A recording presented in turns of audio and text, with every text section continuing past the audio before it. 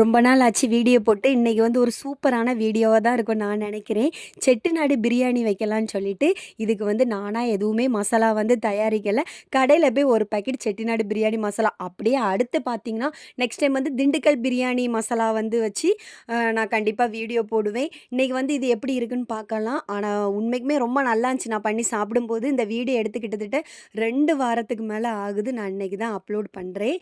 இது வந்து ரொம்பவே டேஸ்ட்டா அந்த வெங்காயம், தக்காளி இதெல்லாம் கட் பண்ணி எடுத்து வச்சுக்கிட்டோம். எப்போதே போல இஞ்சி பூண்டு பேஸ்ட்டு எல்லாம் போட்டு நல்லா வதக்கி எடுத்து, தேங்காய் பால் எடுத்து வச்சுக்கணுங்க. அதுக்கப்புறம் அந்த ஒரு பாக்கெட் மசாலாவும் போட்டு, லைட்டா மல்லித்தூளும், பெப்பரும் தான் போட்டிருந்தேன். இது வந்து எக்ஸ்ட்ராவா நான் தான் மிக்ஸ் பண்ணேன். ஆனா வேற லெவல்ல பிரியாணி இருந்துச்சு.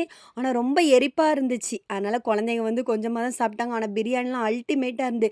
நானா ஒரு மசாலா போட்டு அது பண்ணும்போது வந்து பிரியாணி வந்து ஓகே தான்.